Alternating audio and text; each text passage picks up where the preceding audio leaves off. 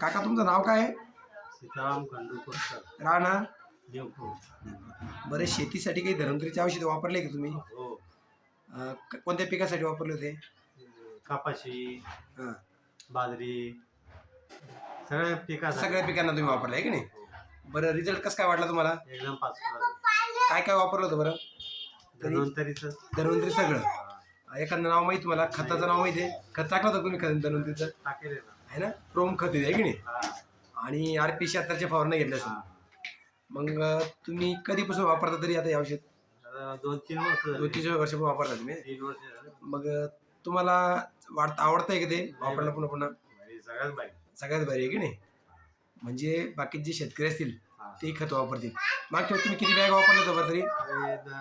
5-5 bag. 2 टप्प्यात आणल्या होत्या म्हणजे 10 बॅग तुम्ही वापरल्या होत्या.